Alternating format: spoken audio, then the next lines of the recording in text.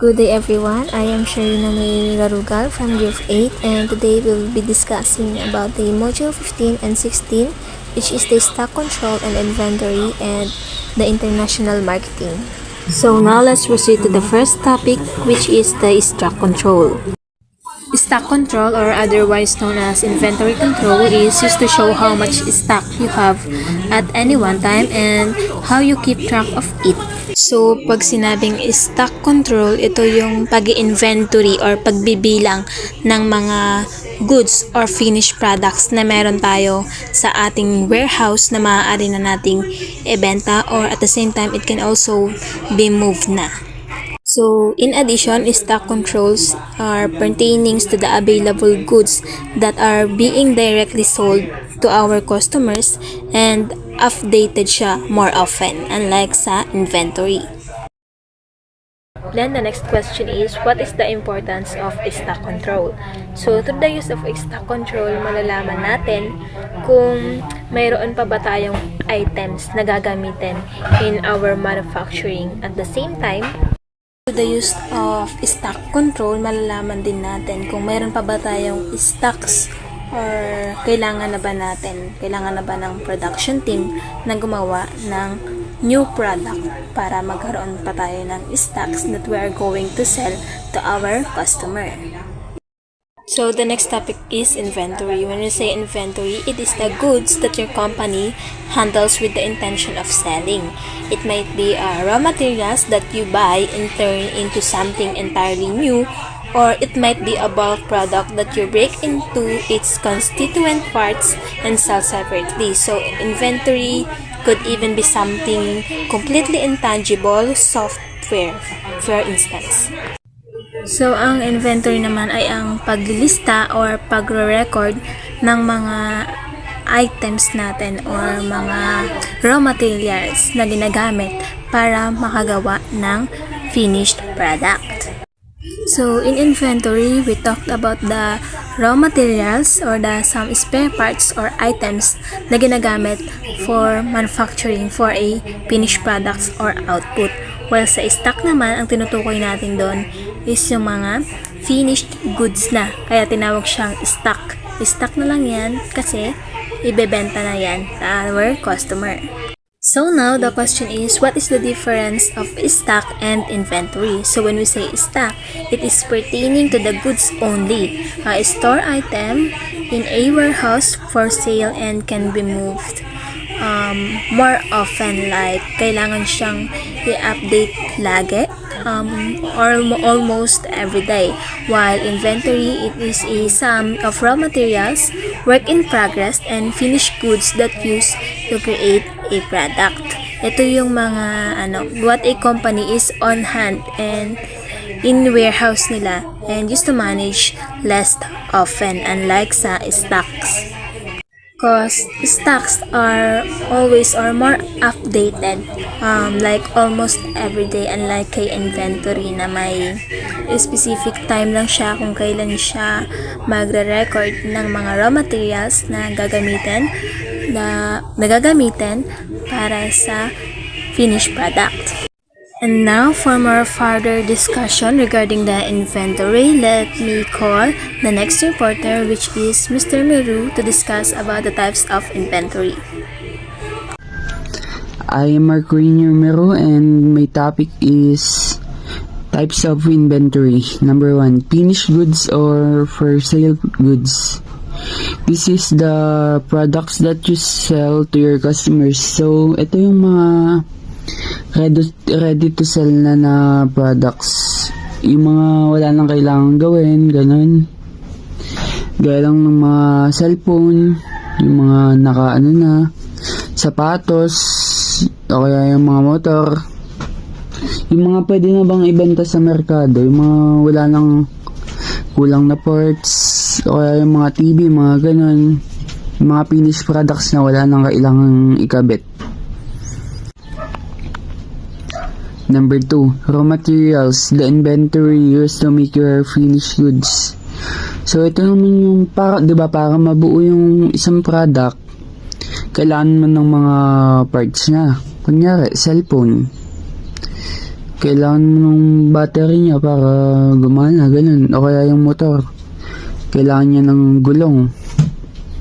Siyempre, para mabuo yung mga products, madaming parts na kailangan. So, yun yung mga tinatawag natin na raw materials, yung hindi pa siya buo. Diba sa may una, pag buo na, yun yung finished goods. Yung pinagsama-samang mga raw materials yung ginamit doon para mabuo yung isang finished product.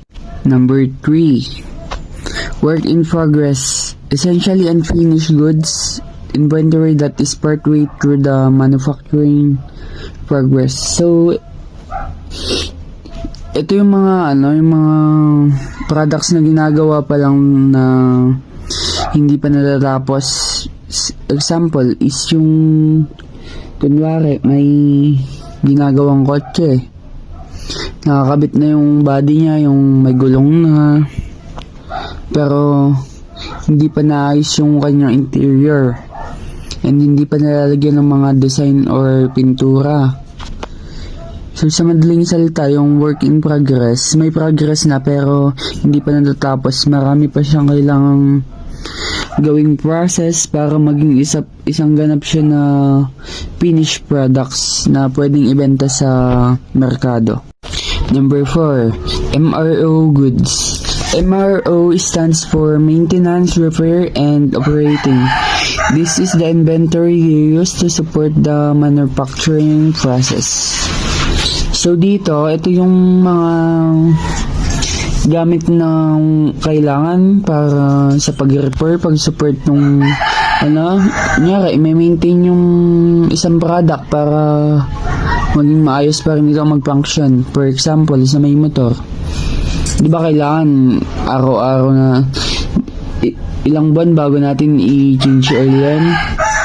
Ang mga example ng mga products na to ay yung mga consumables like yung langis sa motor, lubricants, and the other example is mga screwdriver, hammer, wrench, or yung mga tools na ginagamit para pang repair, pang gawa o para sa maintenance, para maging maayos pa din yung isang product.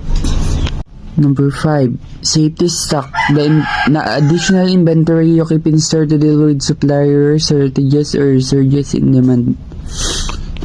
So, dito, ito lang yung mga materials na naka-stock sa store mo para, kunyari, for emergency use only.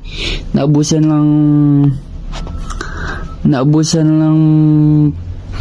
stock yung supplier mo, or kunyari, let's say example, ako ay may isang tindahan ng mga parts ng motor. Since mataas yung demand, nagkaubusan na ng mga product, and so madami na naghahanap.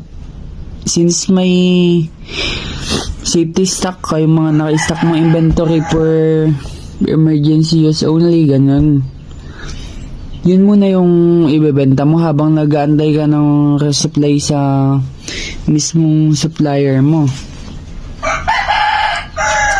So yun lang. Hello, my name is Ace Jefferson Romero, the third reporter.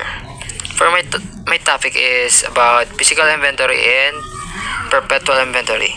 Physical inventory, it involves physical counting.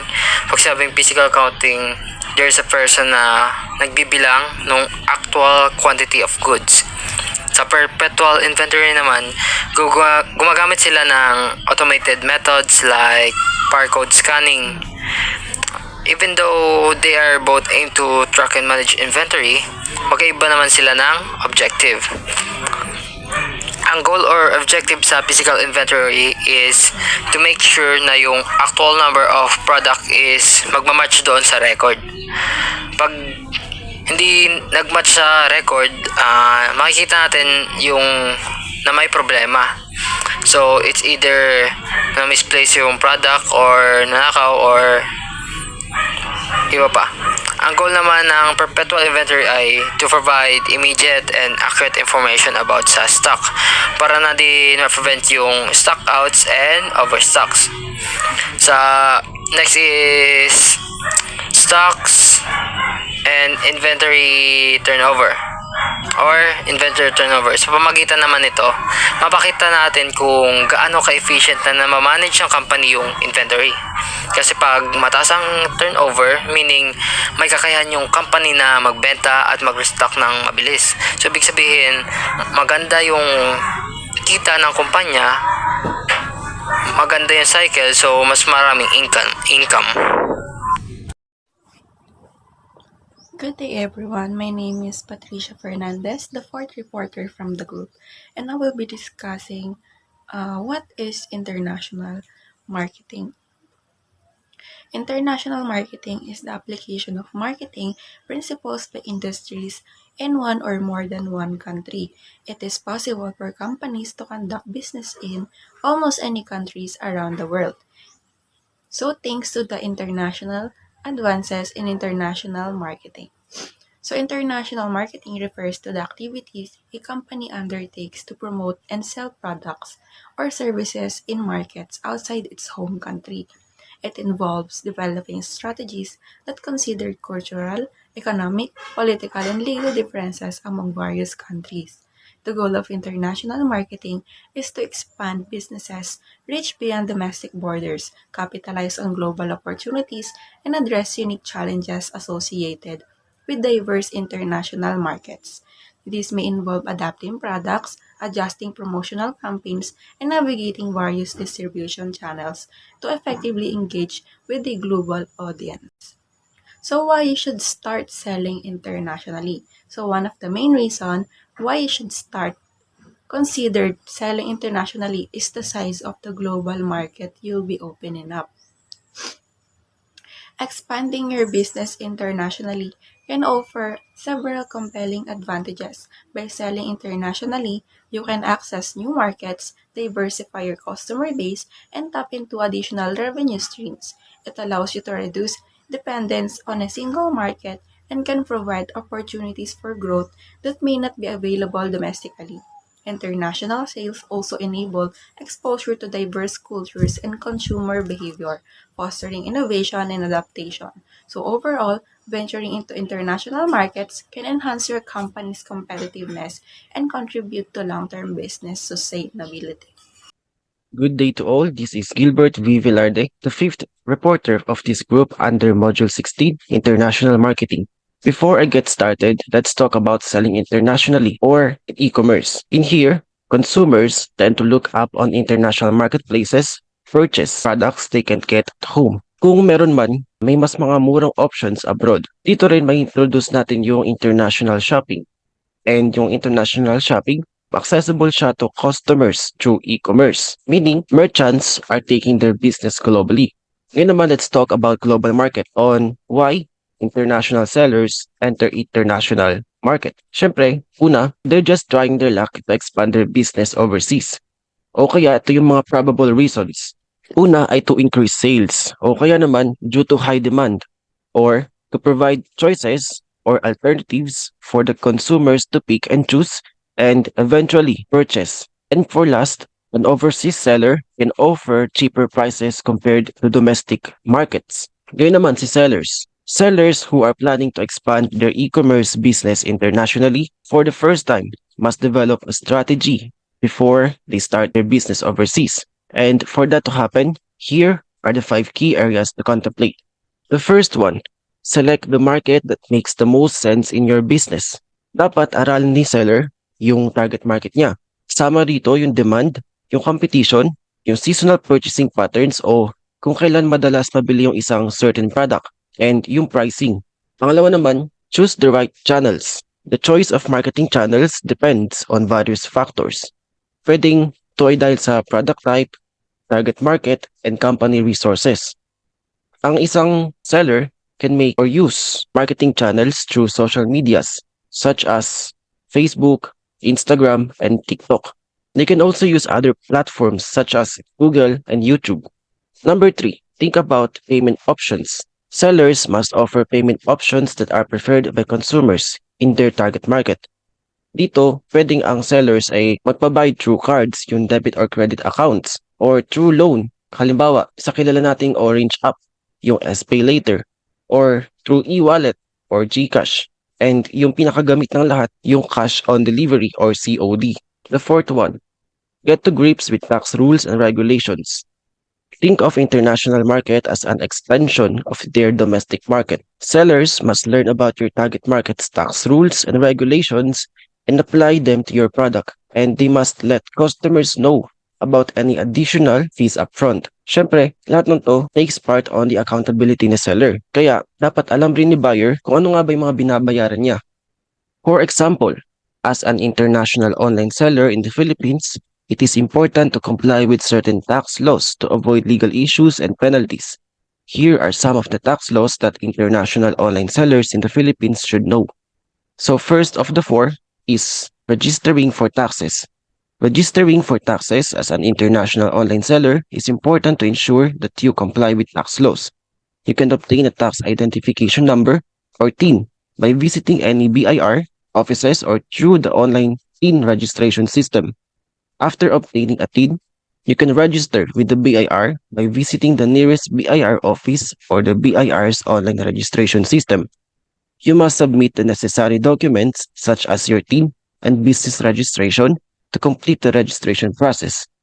As a new taxpayer, the BIR requires a tax seminar. The second one is income tax. International online sellers in the Philippines must pay income tax, which is based on their net income. The tax rate varies depending on the amount of income earned. The third one is VAT, or value added tax. International online sellers in the Philippines must also pay VAT if their gross sales or receipts exceed the threshold amount of 3 million. The VAT rate is 12% of the gross selling price or gross receipts. The fourth and last one is percentage tax. International online sellers in the Philippines must pay percentage tax if their gross sales or receipts do not exceed the threshold amount 3 million. The percentage tax rate of 3% of the gross selling price or gross receipts. It's important to note that registering for taxes, paying income tax, VAT, and percentage tax are just some of the tax laws that international online sellers in the Philippines should know. It's best to consult with a tax professional to ensure that you comply with all applicable laws and regulations.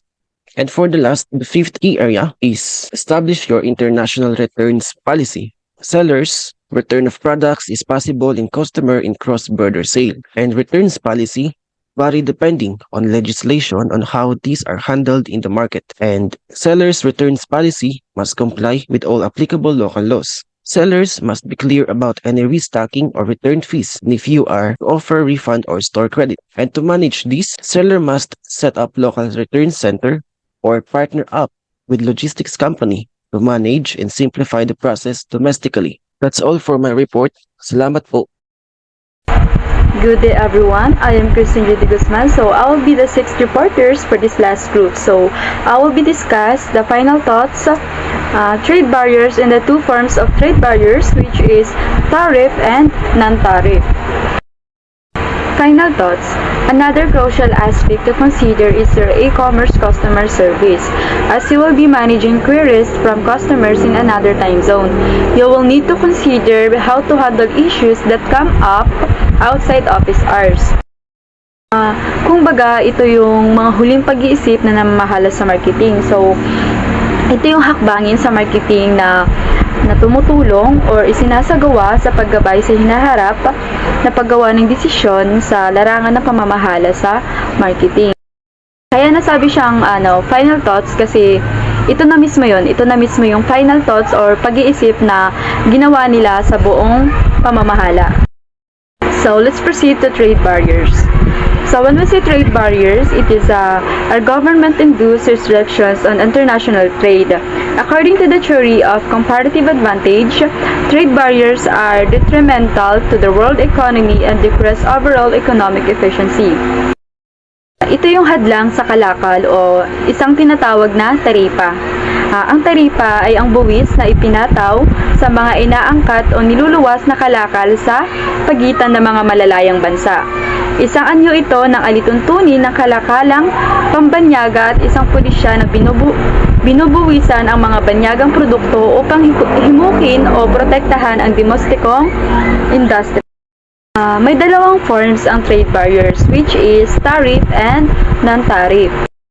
Mag-proceed muna tayo sa tariff. Magbibigay lang ako ng konting information kasi may ibang magdi-discuss dyan. So, tariff is a tax imposed by one country in the goods and services imported from one another country to influence it, raise revenues, or protect competitive advantages.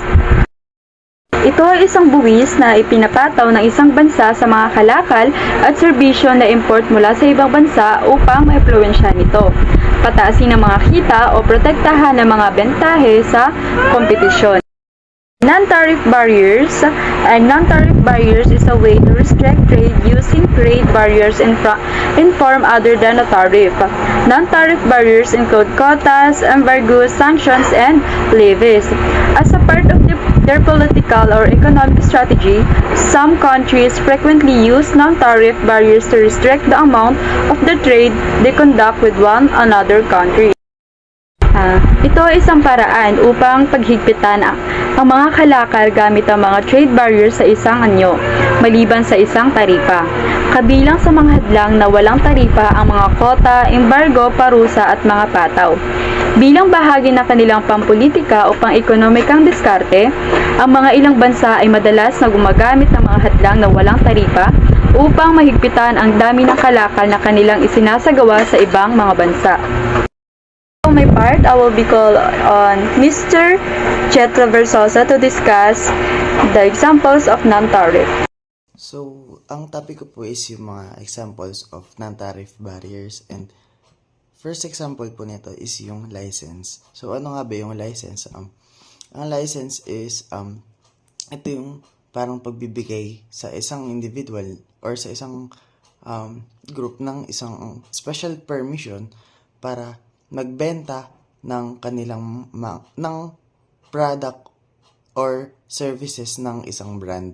And ito yung way ng isang company para mag-earn ng money tsaka mag-expand ng business nila sa paraan na sa paraan na hindi sila kikilos pero iba yung kikilos dahil nagbigay sila ng isang special permission sa isang individual. Ang license as a trade barrier, yun nga, gaya ng nasabi ko, parang special permission siya na binibigay sa isang company ng government para maging sila yung nag-iisang inaalaw para mag-bring ng certain products or magdala ng isang products from another company. Syempre, dahil dito, magiging mahirap or magiging mas mahirap yung competition para sa ibang mga companies kasi maaaring mag-lead to para sa higher na price para sa customers. Ito yung way ng government para makontrol yung flow ng goods into the country. So, next one is yung quota. Ang quota is yung sales target ng individuals or ng teams na ine-expect na ma-meet within a specific time frame. Makaka-help to para makapag-focus and para ma-motivate yung sale force. So, sa usapang non-tariff barriers, ang quota is yung siya nga yung limit na or the amount ng specific product na maaaring ma-import into a country. So, ang restriction na to is often used para makontrol yung competition and maprotektahan yung domestic industries. Maaari itong mag-result sa higher prices para sa mga customers. So, yung next is embargo. So, ang embargo is restriction on the release ng information sa publiko until merong binigay na specific date and time na pwedeng i-release. So, ang context naman ng embargo sa international trade, ito yung government order na nililimit or pinoprohibit niya yung trade within a specific country dahil sa political or economic reasons. So, ang embargo bilang non-tariff barrier is a government order na nire-restrict niya yung pagko-commerce or pag-exchange ng isang specific country, usually na nagre-result sa political or economic issues. So, yun yung trade restrictions na dinesign or ginawa para i-punish yung targeted country and i-deny yung mga benefits ng international trade. Madalas, yung effect nito is dependent sa global trade or technology imports. So, next is sanctions. Ano nga ba yung sanctions? Ang sanction is yung government-imposed, meaning ito yung nanggaling sa government na restriction sa pagtitrade, financial services, and assets used para sa foreign policy, national security, and peacekeeping purposes. So, pag-usapang non-tariff barriers, ang sanction is government-imposed din siya na trade restrictions para ma-influence or ma-penalize yung behavior ng isang specific country, yung targeted country. It's either country, organization, or individual for the purpose of political or economic reasons. And lastly is yung voluntary export restraint or yung VER. So, dito sa VER, isa siyang self-imposed. From the word self-imposed, voluntary siya.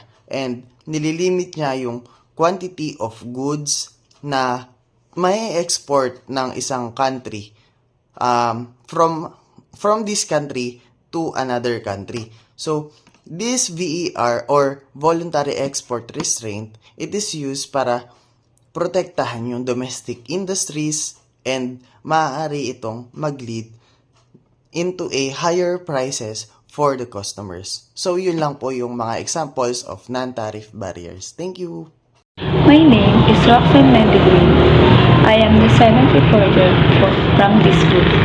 My topic is about tariff barriers. Tariff barriers, ito ay buwis sa lahat ng mga kalakal na inaangkat mula sa ibang bansa. Ang mga otoridad ng gobyerno ay karaniwang nagpapataw ng mga tariffs na ito sa mga imported na kalakal na nagpaprotekta sa mga industriya mula sa mga dayuhang pamilihan. Bukod dito, ang mga tarif ay nagsisilbi rin na pinagmumula ng kita ng pamahalaan ng mga buwis at tungkulin. Ito ang pagpapataw at paghihigpit sa tarifa ay nagpapanatili sa gastos ng mga dayuhang produkto na makipagkompetensya para sa kalayaan ng bansa mula sa mga dayuhang imported na kalakal. Ang ganitong uri ng patakaran sa trade barriers ay ginagamit upang parusahan ang mga bansang hindi sumusunod sa patakarang panlabas ng gobyerno. Why governments impose tariff? Governments may impose tariff for several reasons. First is raise revenues or itaas ang kita. Dito, maaari itong gawin upang mapataas ang mga kita para sa mga pamahalaan.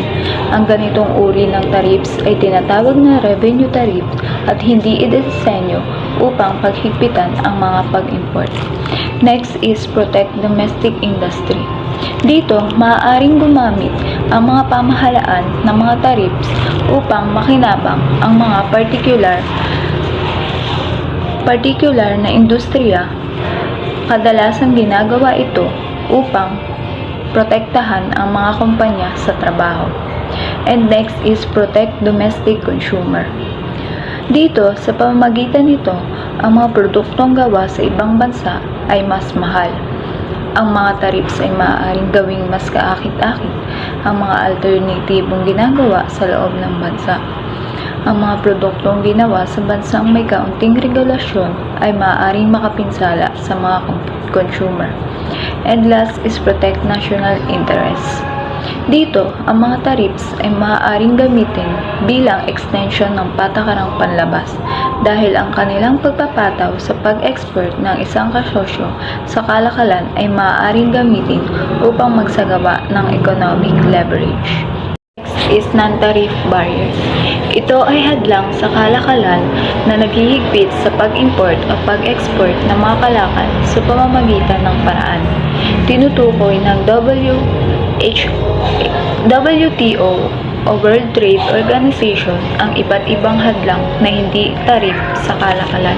Kabilang sa halimbawa nito ay ang licenses.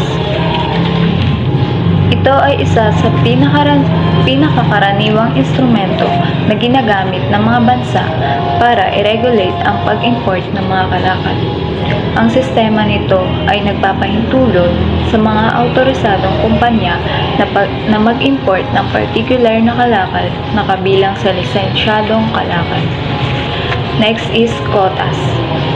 Ito ang mga quantitative restriction na ipinapataw sa mga pag-import at pag-export ng isang particular na produkto para sa tinukoy na panahon. Ang bansa ay gumagamit nito bilang mga direktang anyo ng administratibong regulasyon ng dayuhang kalakalan. And next is embargoes.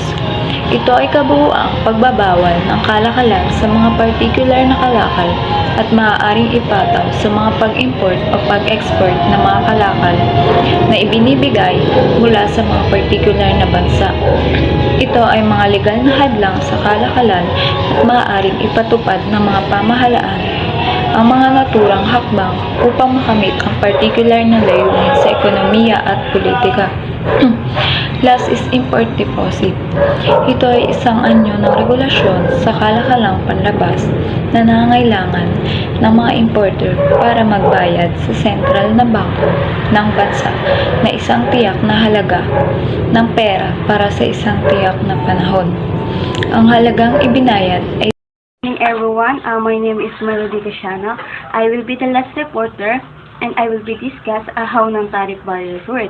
So when non-tariff barriers work is a trade restriction that country use to limit the import or export of foods and services without imposing tariffs. So kapag sinabi naman natin tariffs, that is an importing country pays to an exporting country for goods and services. So, non-tariff barriers can take various forms such as a quota, embargoes, sanction, license, and levies. So, kadalasang ginagamit ang mga ito upang maprotektahan ang kanilang mga domestic na industriya to support political goals or regulate trade in the absence of tariff. So, non-tariff example is a quota. A quota is a limit on a quantity or value of the product that can be imported or exported within a given period. So, quota can be used to restrict the supply of foreign foods, services, and raise their price and favor domestic producer. For example, the United States, sila ay nagpapato ng mga quota sa pag-import ng asukal, mga produkto ng paggawaan ng gatas at mga tela mula sa ilang mga bansa upang protektahan ang kanilang lokal na magsasaka at mga tagagawa nito. And that's all. Thank you.